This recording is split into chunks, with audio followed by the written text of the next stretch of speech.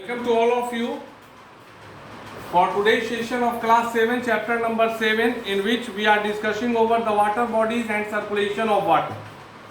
Today we are here to start discussion over ocean current. भाई ocean current होता क्या? How we can understand the term of ocean current? This is very easy to understand. Actually we can say that this is very easy. In very easy manner you can understand the concept of ocean current.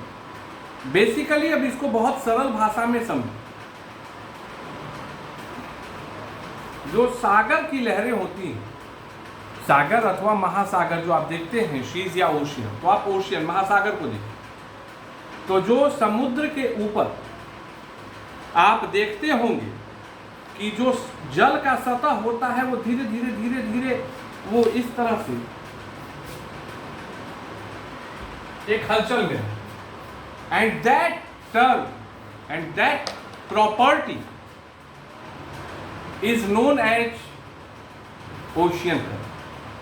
So in English we can rememberise it by ocean current are streams of water flowing constantly on the ocean surface in definite direction.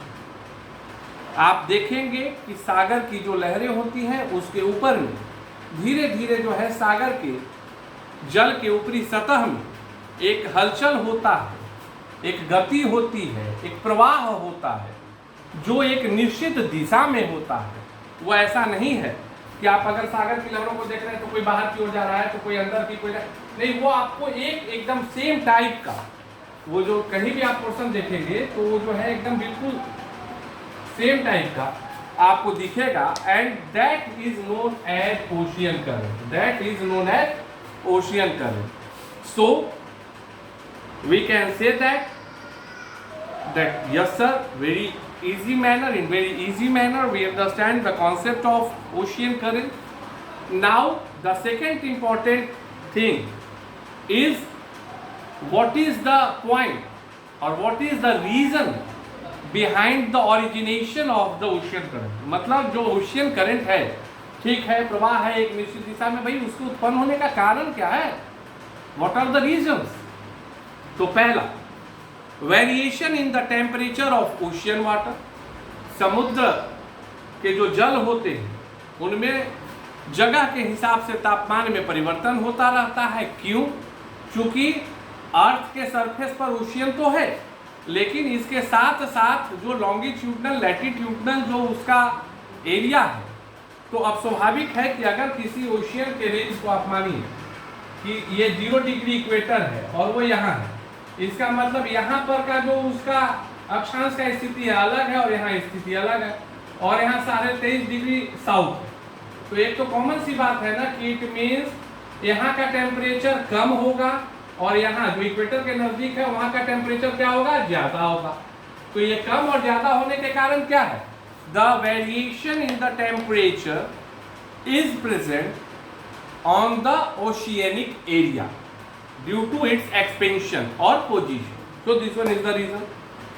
Second one, the important reason is the direction of the wind. हवा तो बहते रहती है और चूंकि समुद्र के surface पे जहाँ कम ज़्यादा सही हाई प्रेशर लो प्रेशर के जोन बनते रहते हैं जिसके कारण हवाओं में प्रवाह जारी रहता है.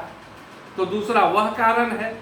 फिर variation in the density of ocean water, जो जल का जो समुद्र का पानी है उसके घनत्व के कारण. फिर रोटेशन ऑफ अर्थ, पृथ्वी के लगातार घूमते रहने के कारण. And the shape and position of the coast. These are the important reason for the origination of the oceanic current, none other than ocean current. सामान्यतः आपको याद रखना है कि ओशियन करंट जो होता है वह क्लॉकवाइज डायरेक्शन में, जो नॉर्दर्न हेमिस्फीयर है, मतलब ये 0 डिग्री इक्वेटर के ये है, इसमें क्लॉकवाइज डायरेक्शन में, और 0 डिग्री के नीचे साउदर्न हेमिस्फीयर में एंटी क्लॉकवाइज डायरेक्शन में इसकी दिशाएं होती हैं. And the reason behind this is none other than Ferrel's law. The reason behind this is none other than Ferrel's law. यह फेरल्स लॉ है जिसके आधार पे जो नॉर्दर्न हेमिस्फीयर, मतलब अगर यह धरती है और यह 0 डिग्री इक्वेटर है, तो आपको ये मान लेना है कि इसमें क्लॉकवाइज और इसमें एंटी क्लॉकवाइज डायरेक्शन होता है इसका। एंड डायरेक्शन के आधार पे तो क्लॉकवाइज एंटी क्लॉकवाइज हुआ। दूसरा चीज आता है कि on the basis of temperature, दूसरा चीज क्या आता है, on the basis of temperature, तो उसमें भी दो प्रकार के गर्म लहरें और ठंडी लहर, warm currents and cold currents. There are two types of current on the basis of temperature. First one is warm current and second one is cold current.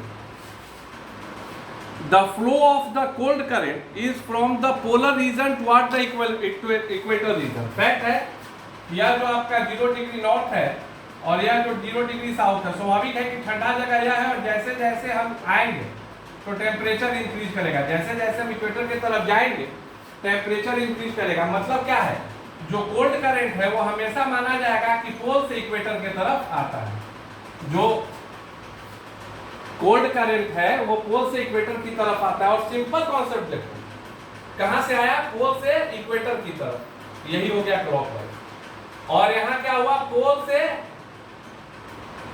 Equator की तरफ, मतलब क्या हो गया, एंटी क्लॉकवाइज। और इसी कारण मैंने कहा था कि नॉर्दर्न हेमिस्फीयर में क्लॉकवाइज और साउदर्न हेमिस्फीयर में एंटी क्लॉकवाइज।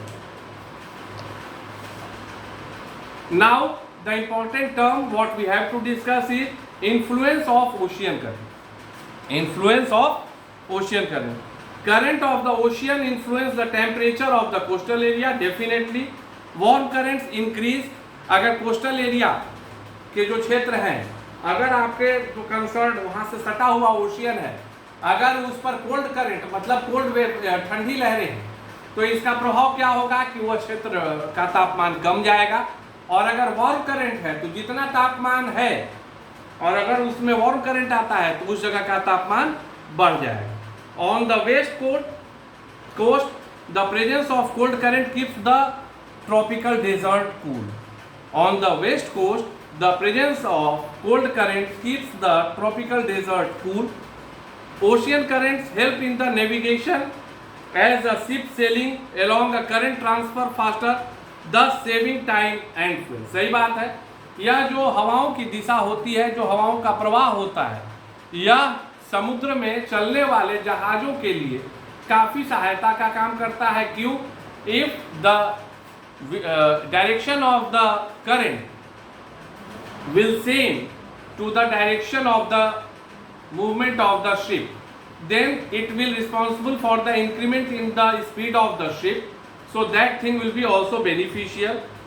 वार्म करंट जो होता है उसकी भी अपनी खूबियाँ होती है, जैसे वैसे समुद्र के इलाके जो ठंडे क्षेत्रों में हैं, ट्रॉपिकल रीजन्स में हैं ठंडे, तो वहाँ पर क्या है कि जो आइसबर्ग्स वगैरह होते हैं तो उसको वो पिघलाने का काम करता है। And that due to that thing जो पॉसिबिलिटी ऑफ जो एक्सीडेंट है वो घटता है। So these are the influence of the ocean current, what we have to keep it in our mind. Now, judicious use of water. We must learn to regard water as a precious source for life on earth. We must therefore make efforts to protect, preserve and make efficient utilization of water. This one is the fact what you have to keep it in your mind, because I am not moving toward the content in this chapter. Actually याद रखना है ना, 71% समुद्र का पानी, 21% 71, उसके बाद 71 के बाद जो है आपका 28% फिर अदर। फ्रेश वाटर हमारे पास कितना है, 1% है, क्योंकि या तो 71% समुद्र है और जो आपका 28% है वो आइस के तौर पे है, ग्लेशियर्स के तौर पे है। तो फ्रेश वाटर तो हमारे पास 1% है। Then definitely we must regard the uses of water, we have to understand the importance of water. कारण स्पष्ट है कि फ्रेश वाटर बहुत कम है, and due to saving or preserving of that 1% of fresh water, definitely we have to keep it in your mind, in our mind as well as that we have to avoid कि भाई जो waste है उसको सीधे नदियों में नहीं डाला जाए, क्योंकि ऐसे ही फ्रेश वाटर कम है और नदी में अगर हम गंदगी डालेंगे तो उसकी उपलब्धता और कम हो जाएगी और हमारे पास जल के स्रोत और भी घट जाएंगे. And if that situation will occur, then we have to face the pandemic condition, like now we are facing one pandemic condition, none other than Corona. Now, after the completion of the discussion over the judicious use of water, I completed this chapter number 7. I am requesting to you that sort out all the question and answer, as well as make your notes, note down all the important facts, because the pandemic condition is going to become over, and hopefully according to the resources or some information, the institutions is going to become open from the July month. So definitely after the opening of the institution we will check or evaluate your content. Thank you. Have a great day.